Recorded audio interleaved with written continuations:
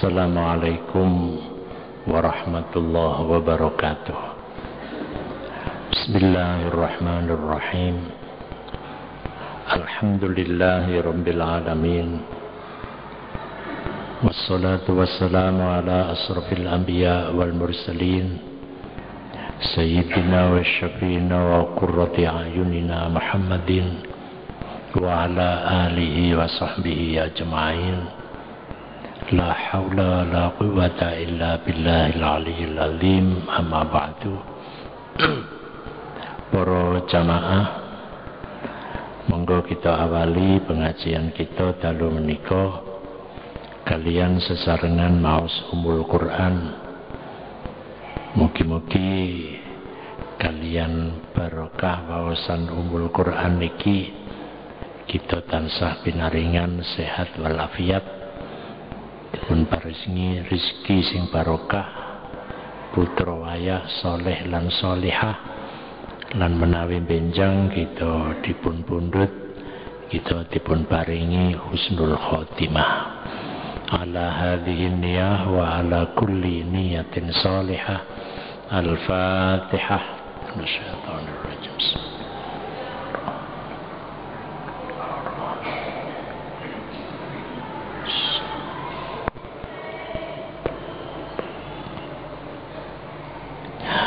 Para jamaah ingkang kula hormati, kita monggo melanjutkan kajian di antara martabat atau etape di dalam perjalanan as-salik menuju dumateng Gusti Allah. Nanti kula jelasaken bahwa etape tahapan seorang yang menuju kepada Allah niku ada 4 etape besar. Nggih menika tahapan syariah, kemudian yang kedua thariqah, yang ketiga al-haqiqah, dan tahapan yang keempat adalah tahapan al-ma'rifah. Di dalam tahapan al-ma'rifah itu ada 3 tahapan kecil. Yang pertama disebut dengan ar-ridha, kemudian yang kedua al-mahabbah, yang ketiga adalah al-ittihad. Kita mengkaji tahapan yang kedua dari tahapan yang keempat yang disebut dengan al-mahabbah. Sing niki biasae dipakai sebagai dalil wong Islam, orang Islam memperingati Maulid Nabi Muhammad sallallahu alaihi wasallam. Dipakai sebagai dasar. Sebab kalau kita mencari dalilnya yang langsung itu kesulitan. Tapi para ulama melihatnya, mengapa mereka memperingati Maulid? Soalnya kita ini cinta kepada Rasulullah itu. Jadi dasarnya karena kita cinta. Mengapa sih kita kok cinta kepada Rasulullah? Cinta kepada Rasulullah karena kita ini kan sebagai umat manusia telah dibimbing dan diarahkan dan diberi petunjuk pada jalan yang benar. Kecintaan kita bukan karena masalah materi, kecintaan kita bukan karena masalah jabatan duniawi, tapi Rasulullah telah memberikan satu jalan yang terang dari jalan kegelapan. Makanya kita memperingati itu dasarnya cinta dumateng Kanjeng Nabi itu. Dan itu merupakan satu tingkatan yang tinggi di dalam perjalanan as-salik, seorang yang menempuh menuju untuk bisa bertemu dengan Allah. Al-mahabbah niku merupakan kecintaan antara hamba dengan Allah, dan kecintaan Allah kepada hamba. Jadi yang dimaksud dengan cinta al-mahabbah itu berbeda dengan al-mawaddah. Podo artine sama, cuma penggunaannya berbeda. Tapi ada yang menganggapnya itu juga sama, dipergunakan dengan kaitannya hubungan manusia dengan Tuhan atau manusia dengan manusia. Kalau al-mahabbah hubungan dengan Tuhan, dengan Allah, dan hubungan antara Allah dengan manusia, di dalam ayat itu disebutkan qul in kuntum tuhibbunallaha fattabi'uni yuhibbukumullahu wa yaghfir lakum dzunubakum. Qul, katakanlah wahai Muhammad, in kuntum tuhibbunallaha, apabila engkau cinta kepada Allah, fattabi'uni, maka ikutilah aku. Ikutilah aku. Yuhibbukumullahu wa yaghfir lakum dzunubakum. Allah bakal mencintai kita dan mengampuni dosa-dosa kita. Jadi kalau begitu, cinta di sini hubungan antara Allah dengan hamba.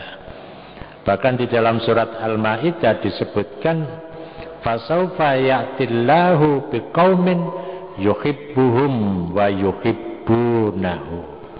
Ya.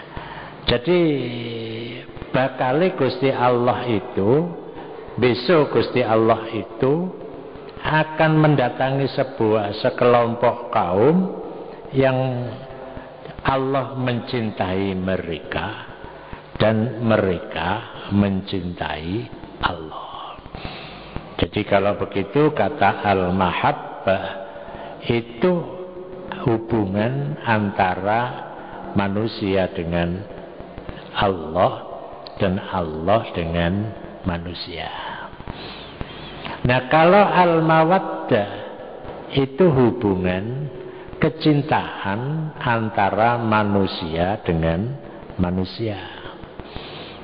Sebagaimana ayat Al-Quran yang disebutkan dalam acara kemanten niku mesti diwaca nggih niku, ya, litaskunu ilaiha wa ja'ala bainakum mawaddatan wa rahmah. Jadi kalau begitu, mawaddah itu cinta kasih sesama hamba. Kalau al-mahabbah itu cinta kasih hamba dengan Tuhan. Para jamaah yang dimuliakan oleh Allah, maka dalil karena seseorang itu cinta kepada Allah dipakai sebagai dasar untuk cinta kepada Rasul. Nah, itulah sebagai dasar cinta kepada Rasul itu pijakan di dalam kita menunaikan atau melaksanakan atau memperingati Maulid Nabi Muhammad Sallallahu Alaihi Wasallam. Jadi dasarnya cinta. Kenapa? Karena kita telah dibimbing pada jalan yang benar. Orang cinta itu karena ada seorang lain, kita cinta kepada orang lain karena orang lain itu telah memberi sesuatu kepada kita.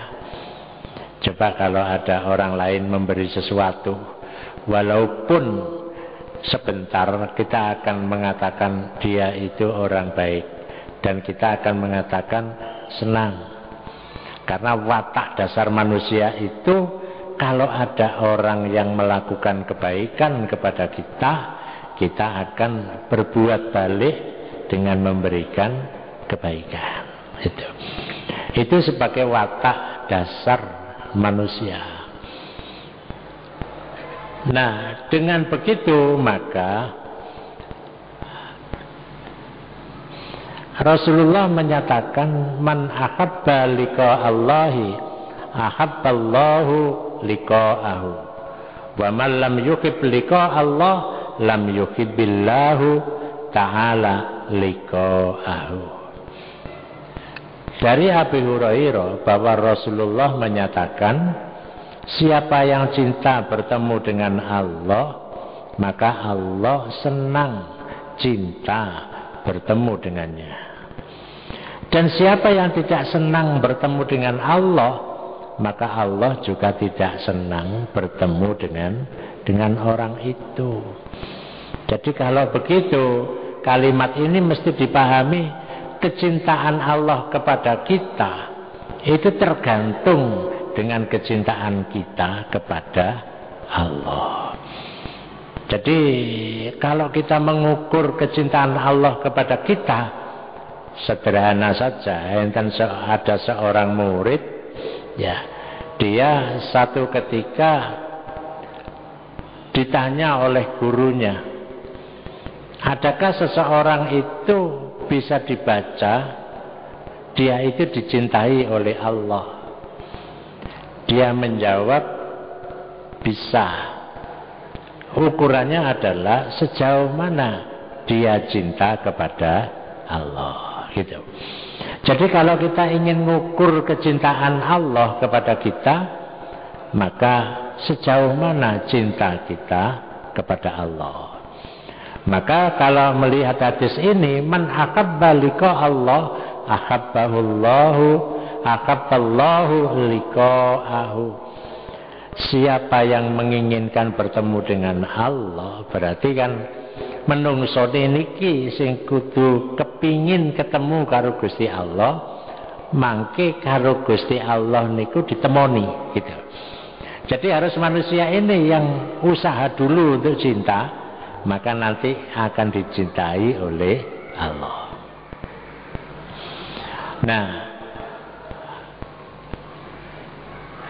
di dalam hadis disebutkan juga bahwa orang yang cinta itu adalah orang yang akan selalu dekat dan bersama-sama dengan yang dicintai. Jadi kalau seseorang itu cinta kepada Allah, maka dia kemana saja beserta Allah. Kemana saja. Dan paling tidak dia akan banyak menyebut Allah, karena dasarnya cinta. Lalek seneng tapi orang tahu nyebut, itu jenenge dudu seneng. Syaratnya ya kudu banyak menyebut asma Allah. Walaupun tidak menyebut yang lain, hanya Allah saja, itu sudah cukup, gitu. Nah, dengan begitu maka Nabi mengatakan bahwa almar'u ma'aman ahab. Dalam hadis yang lain disebutkan almar'u ma'aman ahabba ilaihi yaumal qiyamah. Seseorang itu akan beserta orang yang dicintai besok dina kiamat. Jadi kalau ada orang cinta kepada Rasulullah, dia besok hari kiamat akan beserta Rasulullah. Kalau Rasulullah itu jelas oleh Allah ditempatkan di surga, maka kita akan bersama Rasulullah di surga. Tapi kalau kita ini cinta kepada orang yang tidak membawa cinta kita kepada Allah, maka kita akan beserta dia dimanapun orang itu berada. Nah, dari sinilah maka di dalam hadis yang lain itu ada sebuah doa, Allahumma rzuqni hubbaka wa hubba man yuhibbuka wa hubba ma yuqarribuni ila hubbika wa ja'al hubbaka ahabba ilayya minal ma'il barid. Yang artinya Allahumma rzuqni hubbaka, ya Allah berilah kami rizki cinta kepadamu dan cinta kepada orang-orang yang membawa cinta kepadamu dan cinta kepada apa saja yang bisa membawa cinta kepadamu, dan jadikanlah cinta kepadamu lebih aku sukai dibandingkan dengan air yang segar. Ini apa maknanya itu? Para jamaah yang dimuliakan oleh Allah, jadi kalau kita hidup ini, yang diminta, yang kita minta adalah kita diberi rezeki cinta kepada Allah. Karena apa? Kalau kita ini cinta kepada Allah, Allah akan cinta kepada kita. Kemudian cinta kepada Allah itu akan bisa meluber gitu. Jadi diibaratkan air diwadahi gelas, itu bisa meluber. Melubernya itu kemana? Melubernya adalah kepada cinta kepada selain Allah. Jadi kalau dalam doa yang kalimat doa itu yang kedua, wa hubba man yuhibbuka, dan cinta seseorang yang cinta kepadamu. Jadi kalau begitu kita ini minta cinta kepada Allah dan cinta kepada orang ya, yang cinta kepada Allah. Nah kalau begitu kita boleh saja cinta kepada orang siapa saja, asalkan dia itu bisa membawa kita untuk cinta kepada Allah. Nah kalau begitu kita tidak perlu mencintai orang yang tidak bisa membawa cinta kepada Allah. Itu bisa begitu pengertiannya. Tapi bisa juga tingkat kecintaan kita kepadanya itu sangat rendah. Karena mengapa? Tidak bisa membawa cinta kepada Allah. Bukan benci, tapi tingkatannya rendah. Kalau bisa membawa cinta kepada Allah, itulah yang paling kita cintai. Siapa? Ya Rasulullah, para nabi, waliullah, para ulama sing bimbing dumateng kita cinta dumateng Gusti Allah. Itu boleh itu. Jadi kalau orang itu sudah mencintai, dia mau ngelem ya apa ae, enggak apa-apa. Jadi dia memuji pada yang dicintai setinggi langit, itu boleh. Jadi cinta kepada orang tua, anaknya itu menceritakan tentang hebatnya orang tuanya, itu boleh. Di dalam Islam memuji Rasulullah sampai tingkat yang tinggi itu boleh. Yang tidak boleh itu menyembah Rasulullah. Karena apa? Karena para agamawan sebelum Islam, apakah itu agama yang langit atau agama bumi, itu kebablasan karena memuji nabinya, kebablasan akhirnya nabi ini disembah pisan. Lah di dalam Islam diperbolehkan orang itu mencintai, mengatakan bahwa ini luar biasa, tola al badru alaina, telah datang bulan purnama gitu ya, kepada kita. Itu boleh. Jadi ini bisa diibaratkan bulan purnama itu ya penerang alam di kala gelap. Bulan purnama itu kan penerang alam di kala gelap. Maka kita memuji dengan bahasa apapun itu boleh. Yang tidak boleh itu hanya satu, nyembah. Sing disembah ku mek Gusti Allah. Liyane oleh dilem karena dia bisa membawa cinta kepada Allah setinggi langit, asalkan tidak disembah. Karena sekali lagi agama dulu itu kebablasan. Sehingga yang disembah itu tidak hanya Allah Tuhan, tapi Nabi ini katut disembah, malaikatnya ya katut disembah gitu. Nah ini kesalahan. Kalau dalam Islam tidak apa-apa, boleh. Pokoknya Nabi ojo nganti disembah gitu. Nah, dengan jalan pikiran seperti itu, maka boleh kita mencintai orang siapa saja, tapi hanya dengan syarat sederhana. Bisakah dia cinta kepada, membawa cinta kepada Allah? Itu. Kemudian yang kedua, wa hubbama yuqarribuni ila hubbika, dan cinta pada sesuatu yang bisa mendekatkan aku untuk cinta kepadamu.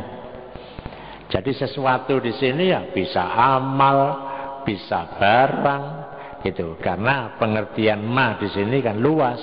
Bisa amal, amal apa saja yang kita lakukan. Adakah amal itu bisa membawa cinta kepada Allah? Silahkan diamalkan. Kalau kita umpamanya sudah sholat wajib, kemudian ditambah dengan sholat sunnah, ditambah dengan sholat nafilah, sifatnya sukarela, berapa rakaat yang kita lakukan, itu enggak apa-apa. Kan itu membawa cinta kepada Allah. Membawa cinta kepada Allah boleh. Barang juga boleh. Kita bikin rumah yang besar, kita punya barang apa saja, itu boleh kita miliki, asalkan bisa membawa cinta kepada Allah. Itu kuncinya. Tapi kalau membawa bahaya, menjauhkan diri kita dari Allah, itu yang tidak boleh gitu. Masih duwe laptop, ya ora apa-apa, duwe HP, duwe apa ae, pokoke iku bisa nggawa cinta nang Gusti Allah. Tapi kalau justru punya HP, ngedohno awak kita dari Allah, nah ini yang tidak boleh. Luwih bagus iki gak usah digawe, gak memiliki, asalkan saya bisa cinta kepada Allah. Jadi kalau begitu ada orang cinta kepada barangnya, ya oleh gitu lah. Oleh tuku mobil gak tahu ditumpahi, dilapi tok. Umpamane dilapi tok ora ditumpahi.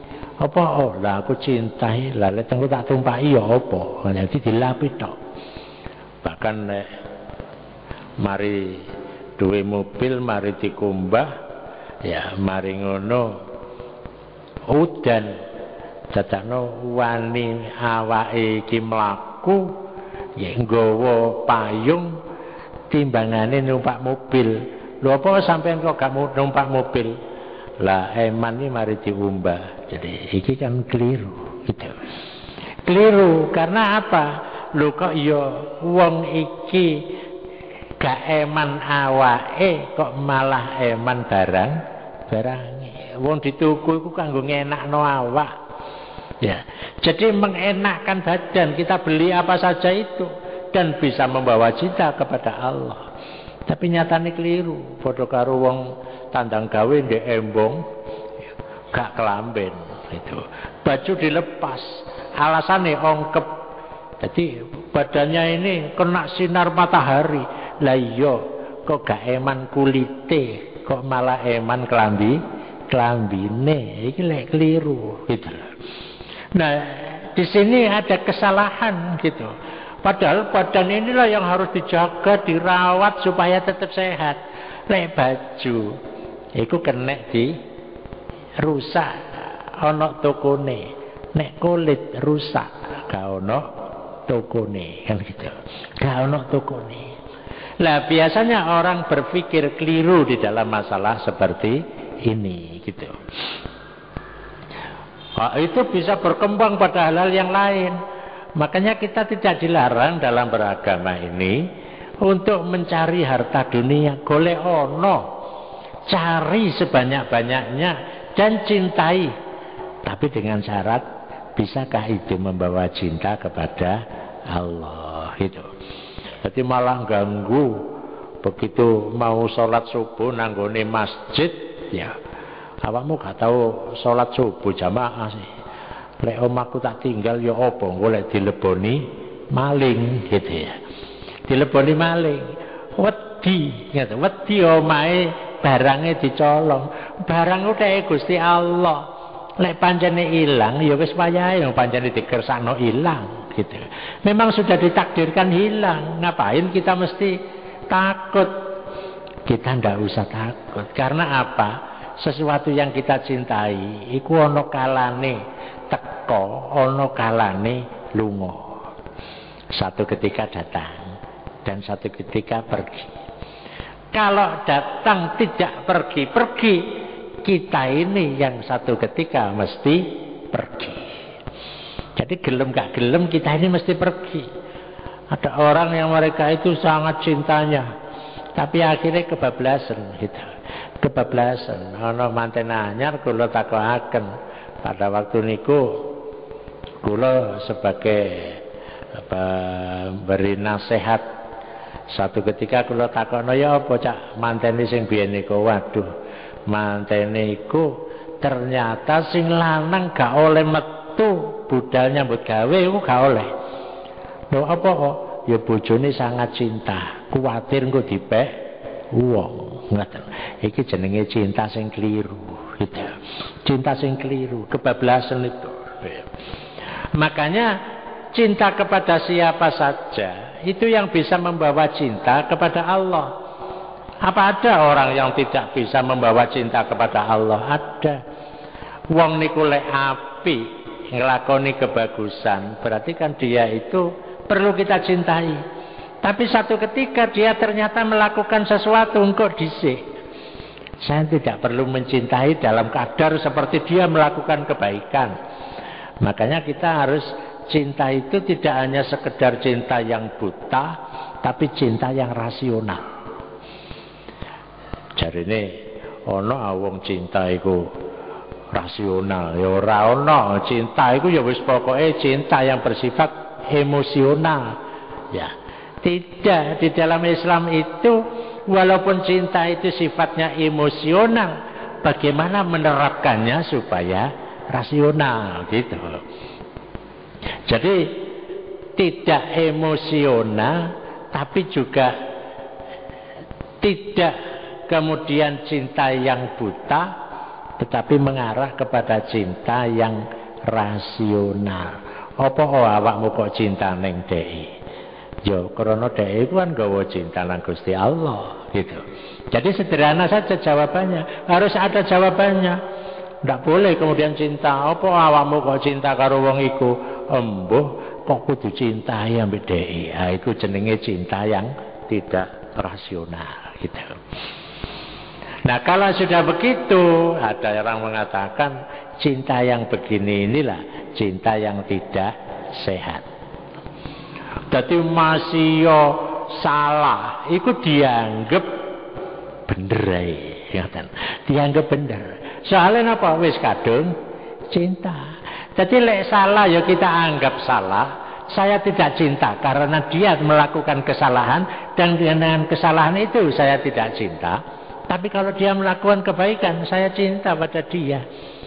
Makanya itu cinta sing rasional. Jadi gak mbelani wong iku pokoke iki tak belani gitu. Gak oleh. Dibelani pada saat pantas untuk dibelani, nek pada saat tidak perlu dibelani ya ora perlu dibelani. Itulah cinta yang rasional gitu. Cinta yang rasional.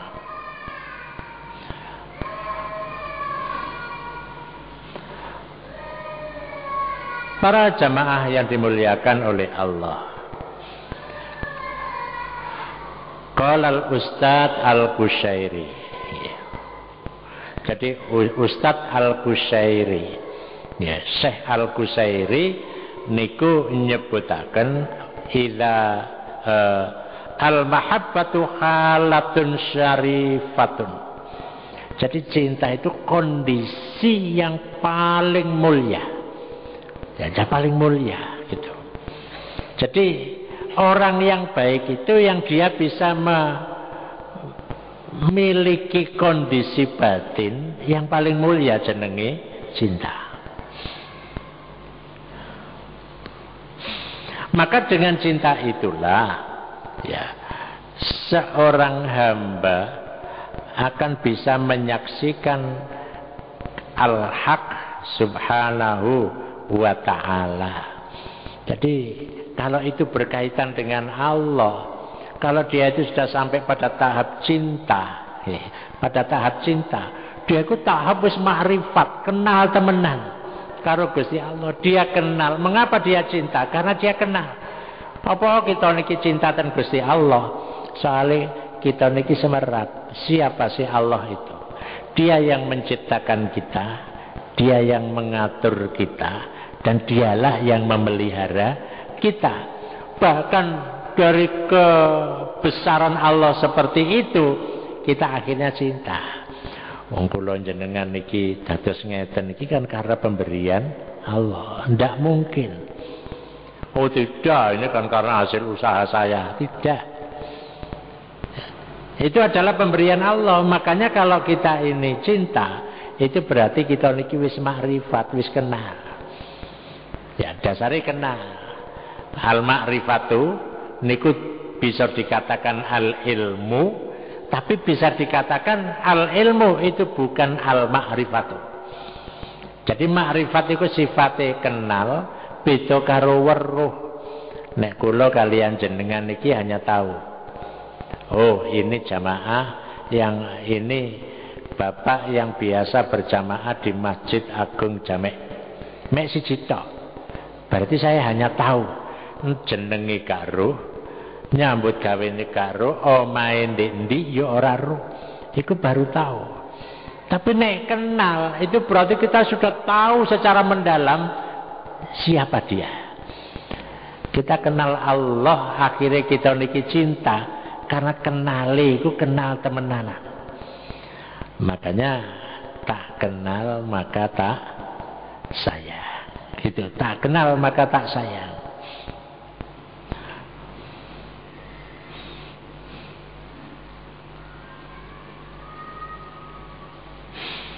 Para jamaah yang dimuliakan oleh Allah, maka dengan demikian ya, mengapa sih kembali lagi, mengapa manusia itu cinta kepada Allah? Ya karena dia memahami bahwa apa yang ada pada dirinya itu tidak mungkin bisa terwujud tanpa karena kekuasaan Allah. Nah kalau kita cinta kepada Rasul, mengapa? Ya karena kita memahami bahwa Rasul itu kan kepanjangan kekuasaan Allah untuk menjelaskan tentang apa yang dikehendaki oleh Allah kepada seluruh umat manusia. Dan kita menjadi seperti ini karena lidah Rasul. Makanya kita cinta dumateng Kanjeng Rasul. Gitu. Kita cinta kepada Kanjeng Rasul karena apa? Karena Rasul itu kepanjangan kekuasaannya untuk menjelaskan kepada manusia dengan bahasa manusia sendiri. Gitu.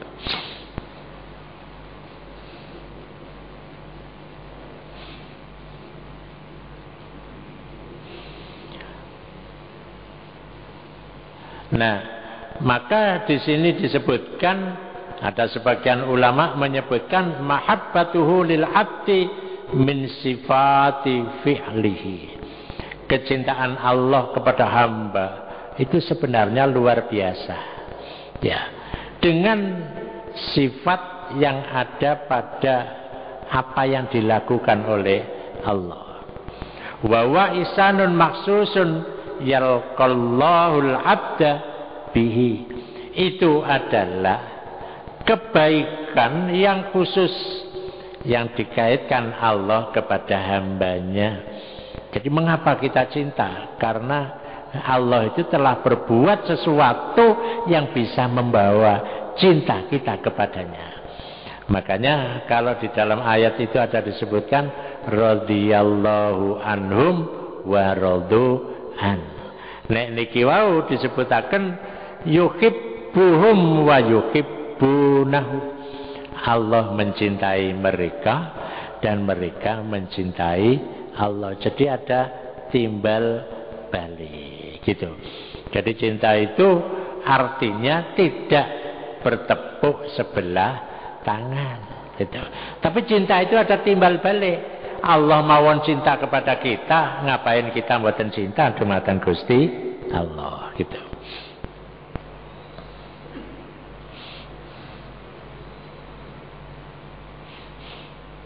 Para jamaah yang dimuliakan oleh Allah, maka dengan demikian itu adalah kondisi secara spesifik yang dimiliki oleh seorang hamba yang dia ingin meningkatkan dirinya menuju kepada Allah sebelum dia akan menyatu dengan Allah. Apa ana wong iku menyatu karo Gusti Allah? Menyatu dalam pengertian bukan menyatu min nahiyatillah, tapi menyatu dari sisi yang lain. Napa? Bisa dari sifatnya. Makanya lek ana wong putrane dijenengno Abdurrahman, hamba zat yang maha pengasih. Niku berusaha wong tuane iki nggathukno anake iki karo Gusti Allah min nahiyatis sifat. Nggathukno.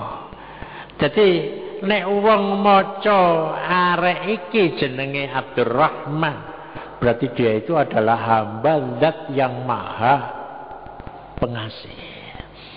Jadi kalau begitu kita bisa membaca anak ini adalah gambaran dari sifat Allah. Itu tujuannya. Jadi tidak hanya sekedar memberi nama gitu.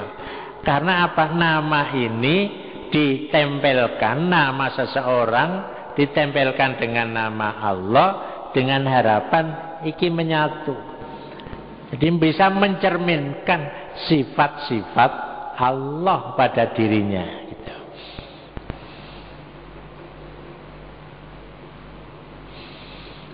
Nah, dengan demikian maka sebagian ulama menyebutkan bahwa rahmat Allah kepada hambanya itu adalah rahmat yang luar biasa. Jadi rahmat yang luar biasa. Makanya ada pertanyaan, mengapa kita tidak cinta kepada Allah, padahal Allah saja cinta kepada kita?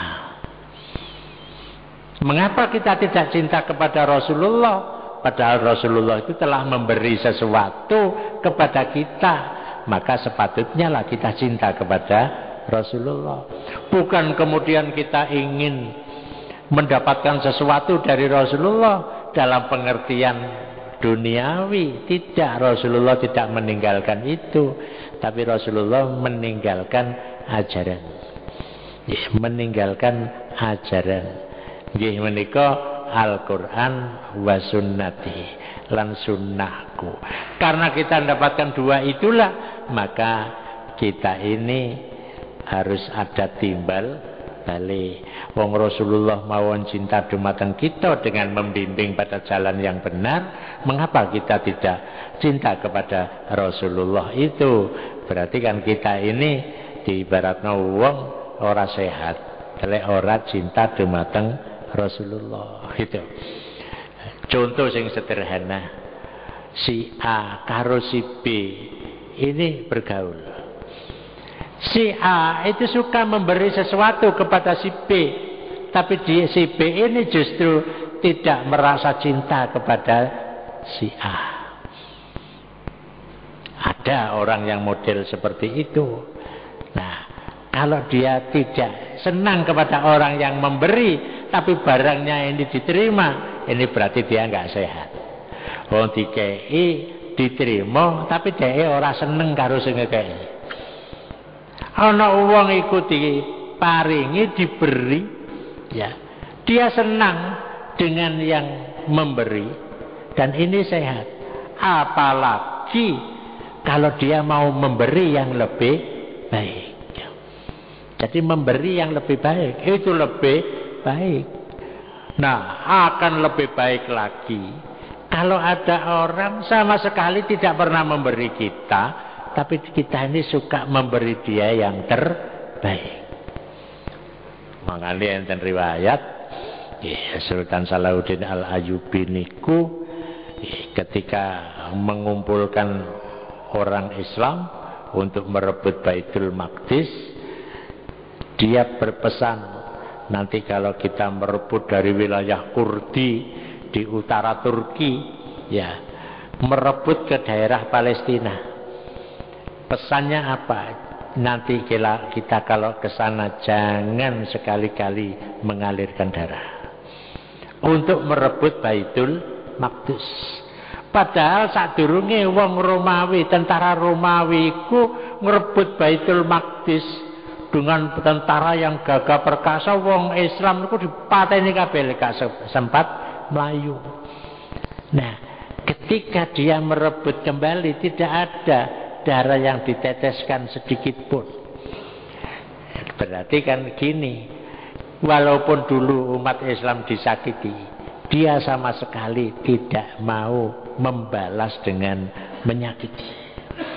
Itu kan tuntunannya Kanjeng Rasul. Bahkan lebih dari itu, ketika Raja Romawi dengar kalau ada seorang yang begitu baik, dia kaget lah, iya biyen wong Islam iku sing berada sing menguasai Baitul Maqdis padha tak pateni kabeh, saiki ana wong ngrebut maneh kok gak ana darah yang mengalir. Dia kaget. Bahkan satu ketika Sultan Salahuddin Al-Ayyubi niku krungu nek Raja Romawi niki lara. Dia iku sik sempat kirim surat, bolehkah kami mengirim tim dokter untuk membantu kesembuhan Tuhan. Ini kan karena sesuatu yang luar biasa. Jadi wong sing tahu merusak Islam, kita tidak membalas, kita menunjukkan kebesaran Islam. Kita menunjukkan kebesaran Islam. Jadi ketika dia sakit pun kita tunjukkan kebesaran Islam itu. Enggak meroleh mungsune loros, muga-muga ndak mati. Kapok gitu ya. Jene dan mati, ndak begitu. Maka etika Islam yang begitu tinggi dan luhur yang dibawa oleh Rasulullah itulah yang harus ada pada perilaku kita. Nah, dengan demikian maka hebatlah apa yang kita miliki itu. Sehingga konon menurut riwayat Sultan Salahuddin Al-Ayyubi dengan perilakunya seperti itu, Raja Romawi ini masuk Islam, gitu. Masuk Islam. Karena apa? Keluhuran Islam. Makanya di dalam Islam itu banyak ajaran yang seperti itu. Wa yu'thiruna ala anfusihim walau kana bihim khososo. Mereka mengutamakan orang lain walaupun dirinya sendiri dalam keadaan sulit. Kan gak oleh kok enak ngekei wong iku aku dhewe ya repot, kayak gitu ya. Berpikir seperti itu tidak boleh. Di dalam Islam itu walaupun kita ini tidak bisa membantu, walaupun kita ini juga repot, paling tidak kita ini punya hati yang mengatakan begini, la yo wong iku saaken, aku dhewe iki yo repot tapi ndelok wong iku susah, aku yo saaken. Lah itulah yang menjadi perilaku seorang muslim. Dan kalau kita bisa melakukan hal itu, ya, maka itu adalah buah dari kita memperingati Maulid Nabi Muhammad sallallahu alaihi wasallam.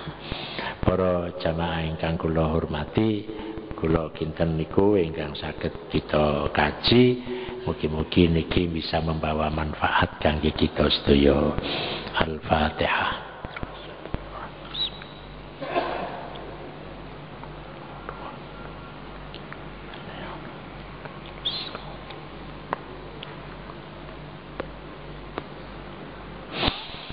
Bismillahirrahmanirrahim. Alhamdulillahi Rabbil Alamin. Allahumma salli wa sallim ala Sayyidina Muhammadin wa ala alihi wa sahbihi ajma'in.